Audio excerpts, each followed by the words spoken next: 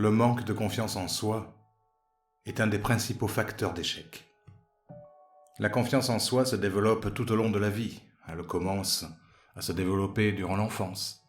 Et nous allons voir ensemble que bien souvent, cette confiance en nous-mêmes va être empêchée ou ralentie ou perturbée par des comportements de nos parents ou de nos encadrants qui, la plupart du temps, disons-le, ne le font pas en toute conscience.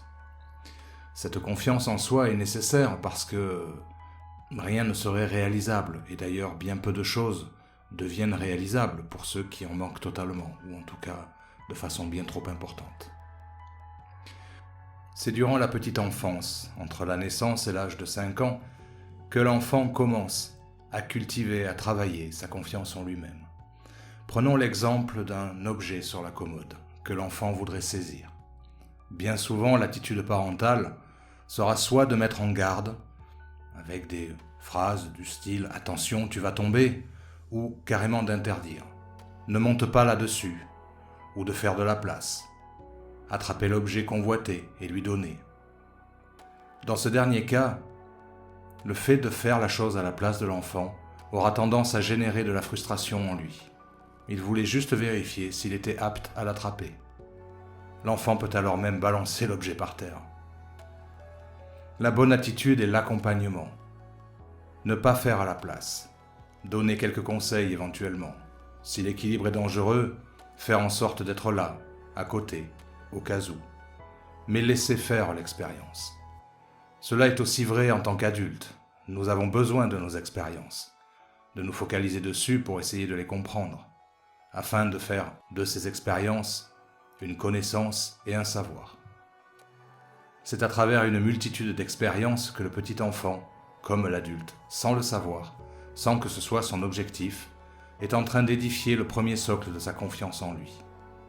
L'enfant qui a eu une gestuelle développée aura plus envie de prendre des risques, de bouger, de faire du sport. Il est à l'aise. Durant l'adolescence, de 12 ans à l'âge de 17 ans, c'est l'expérience du moi, du narcissique, du regard des autres qui fait son apparition.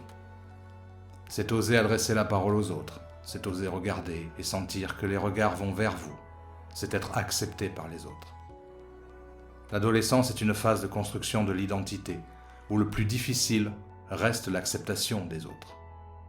On se projette avec tout ça dans l'âge adulte. La construction de la confiance en soi se fait dans l'échec, mais aussi dans la réussite. Elle est sous-tendue par une bonne estime personnelle. Elle nécessite d'être clair dans ses choix et de s'engager sans hésitation. Dans nos vies, il y a tout un tas de choses en chantier, en hésitation, et c'est normal, mais il faut travailler dessus pour aller vers des engagements clairs, grands ou petits, car ils nous font avancer au quotidien. Notre principal ennemi est l'hésitation. En effet, pour rendre fou quelqu'un, on lui envoie des messages contradictoires répétés. Demain tu vas être libre. Demain tu seras emprisonné. Demain tu vas être libre. Demain tu seras emprisonné. Paradoxalement, si on dit à quelqu'un qu'il va être emprisonné pendant un certain temps, la personne a une certaine capacité d'adaptation. Il est très difficile de s'adapter à l'incertitude, à des messages contradictoires. Il faut donc essayer d'éviter les mots « essayer », à envisager, utiliser les verbes d'action « je vais » et « je m'y tiens ». Pour renforcer sa confiance en soi, cela va se faire en plusieurs étapes. La première étape consiste à s'inscrire dans la réussite. On revient sur nos expériences réussies. On peut d'ailleurs écrire sur notre carnet 3 réussites par jour. En valorisant nos réussites, elles nous renforcent. On va donc adopter un langage de nature à nous inscrire dedans. J'y arrive, j'ai su faire, j'ai pu marquer un but, j'ai atteint mon objectif. Il faut retenir ce qui a fonctionné. La France est dans une culture qui souligne l'erreur. Ce n'est pas la meilleure manière de souligner la confiance en soi. Regardez comment font ceux qui réussissent et inspirez-vous-en. La deuxième étape consiste à se préparer. Il faut prendre le temps de se préparer. L'investissement dans la préparation, c'est un respect de soi. Oser faire des répétitions, quand on va par exemple préparer une pièce de théâtre. L'aisance vient de la répétition. Mais la répétition est vraie pour toute chose. Pour le chant, pour la musique, mais aussi pour le travail, le calcul, la réflexion, la mémoire. Certaines personnes compensent bien le manque de confiance en eux avec un bon investissement, sérieux, qui donne une sécurité, qui réduit l'incertitude et qui permet de se sentir mieux pour faire une présentation ou réussir un examen, mais aussi pour toute autre chose dans la vie. La troisième étape consiste à progresser, pas après pas. La confiance en soi de la personne est complètement proportionnelle aux petites améliorations quotidiennes ou hebdomadaires ressenties et perceptibles. Il est important de noter ces progrès objectivement et les choses non encore acquises. L'idée, si l'on note les petits progrès, est de donner le sentiment d'une croissance, d'une évolution. Le bilan est un moment fort. Pour montrer les écarts, au lieu d'insister sur les éléments non acquis, il est préférable de voir les réussites. Ainsi, nous ressortons avec le sourire, le plaisir et la satisfaction. Enfin, la meilleure des confiances en soi est celle qu'on s'administre par soi-même, en constatant qu'on fait mieux les choses, qu'on les a faites bien, qu'on est content d'avoir été capable de surmonter de nouvelles difficultés. Progresser, c'est changer d'erreur. Il faut accepter la prise de risque et une certaine audace. Plus tard, dans l'âge adulte, le moment de la maturation est un renforcement, faire finalement de cette confiance en soi une grande force. Et je donnerai plusieurs conseils. Le premier est de relativiser. Tout ne va pas parfaitement, mais tout ne va pas très mal non plus. Relativiser est important. Souvent, les personnes qui manquent de confiance en elles ont tendance à généraliser à partir de presque rien, à partir d'une seule et première expérience. Il faut faire la part des choses. C'est une forme de sagesse. On y arrive avec un peu de maturité, avec un peu de distance sur les choses. Il est important d'aller vers les autres, être accessible aux autres, créer la relation avec les autres, entendre, écouter, aller vers les autres, avoir cette disposition d'esprit, d'être centré sur les autres plutôt que centré sur soi. On s'aperçoit que c'est un élément sensible, apaisant, calmant, vis-à-vis de la confiance en soi. Je conseille aussi d'être quelqu'un de confiance. Il faut être consistant, mettre l'accord entre ce qu'on dit et ce qu'on fait. J'irai même plus loin. Dire ce que l'on pense, véritablement, et faire ce que l'on dit est un gage certain de confiance. Quand on a une parole publique, quand on s'engage vis-à-vis des autres, ce n'est pas possible d'instaurer un climat de confiance quand cette parole n'est pas respectée. Nous le voyons tous les jours, au quotidien. La parole est déjà un acte, posé dans la réalité. La parole vous engage, donne confiance aux autres et renforce votre propre confiance en vous-même par effet de miroir. Pour nourrir sa confiance en soi, il est aussi très important d'apprendre à dire non. Apprendre à dire non, c'est se dire oui à soi-même. Apprendre à dire non, c'est se dire oui à soi-même. Dire non, c'est s'opposer à notre volonté de donner, d'aider l'autre, et donc mettre à jour des sentiments de culpabilité et de remords. Dire non est considéré dans l'imaginaire collectif comme une attitude égoïste, blessante, voire même agressive ou malsaine. Mais dire non est aussi une liberté sincère et méritée. Dire non est une clé pour l'affirmation de soi, et dire non est être capable d'agir selon ses propres objectifs, ses propres besoins, sa propre ligne de conduite et ses propres valeurs. Sur le plan psychologique, c'est le non de l'enfant qui se pose en sujet en s'opposant. Dire oui est perçu comme être moins légitime, être moins responsable de soi, ne pas poser ses limites. Dire oui, c'est faire passer nos objectifs au second plan, dans la plupart du temps. La vision de notre futur nous permet de ne pas nous éloigner de nos valeurs, des conditions à réunir pour remplir nos objectifs. Par exemple, en pleine préparation d'un examen ou d'un discours ou d'un article, nous avons le droit de refuser de venir en aide à une vague connaissance pour déménager son appartement, car notre avenir pourrait en dépendre. Ce n'est pas de l'égocentrisme, c'est simplement du réalisme. Lorsque c'est nécessaire, il est important de savoir dire non de façon franche et déterminée. C'est en cherchant des excuses ou des explications à votre refus que vous compliquez la situation. C'est une preuve de vos doutes. Assumez votre refus. Savoir dire non en donnant une alternative, c'est aussi une preuve de bonne foi. Sans donner d'excuses, vous pouvez accompagner votre refus d'une autre solution. Par exemple, si on vous demande de faire quelque chose que vous n'avez ni l'envie ni le temps de faire, vous pouvez conseiller une personne ayant des capacités similaires ou une autre solution qui ne vous obligerait pas à accomplir cette tâche.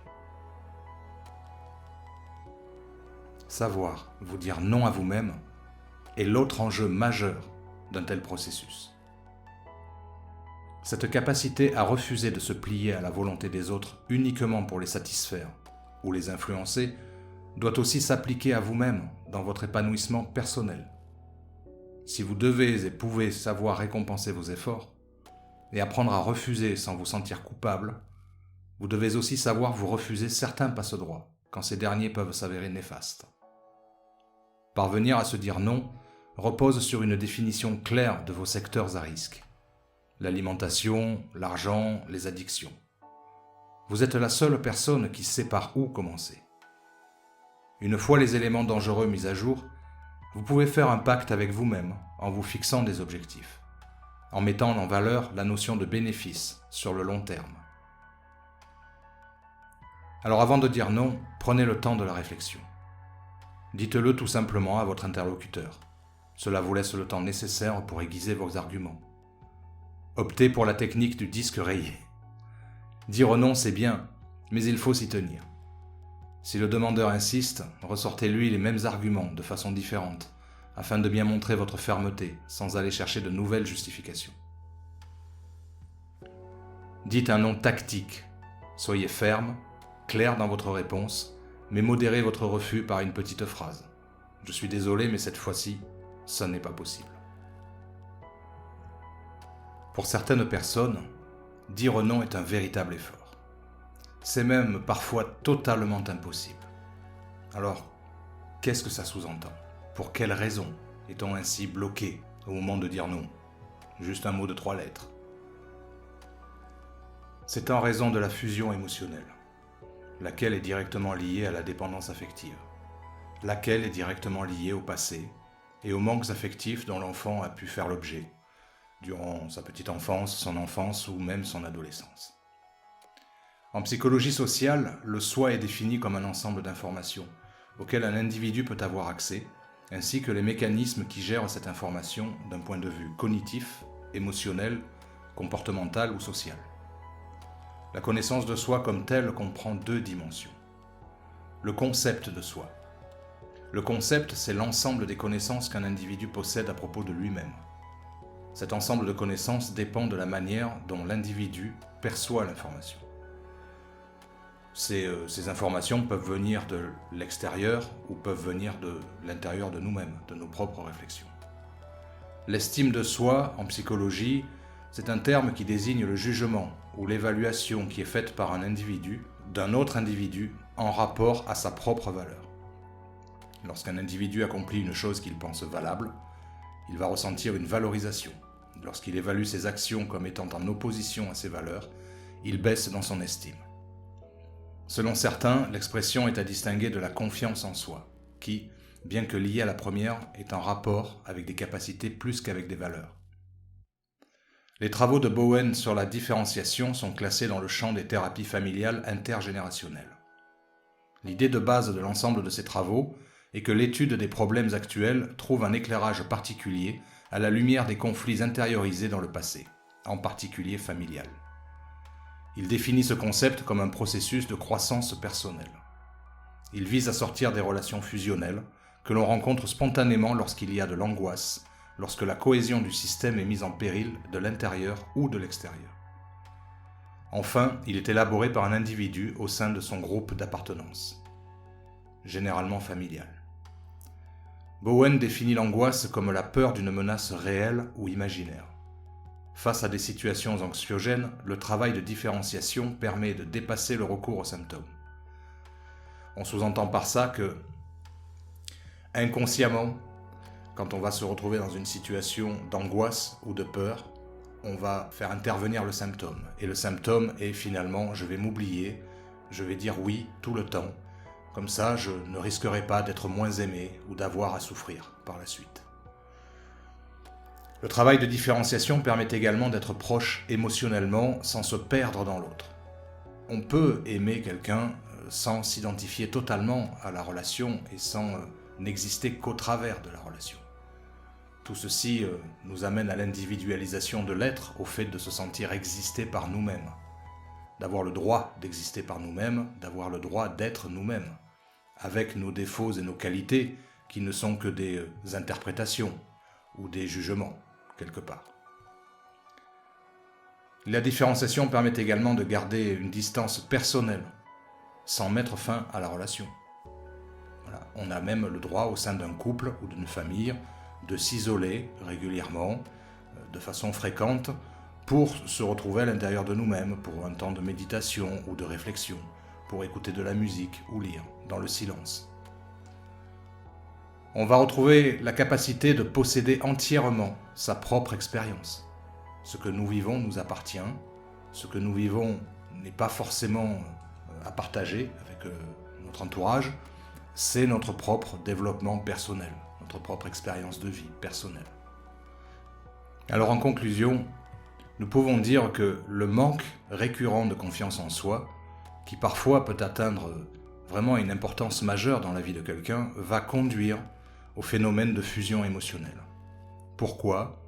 Parce que nous ne nous sentons pas capables de réaliser un grand nombre de choses, étant toujours insécurisés par rapport à nous-mêmes, en manque de confiance, eh bien on va aller trouver, si vous voulez, cette confiance en quelqu'un d'autre. Cette personne va devenir très rapidement une béquille qui nous permettra de vivre correctement.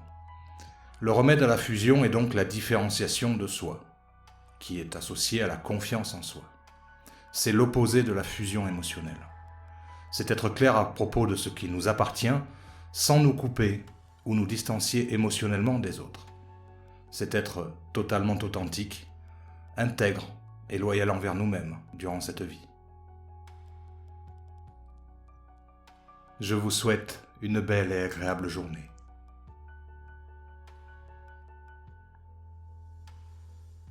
Même un chemin de 1000 lieues commence par un pas. Proverbe japonais.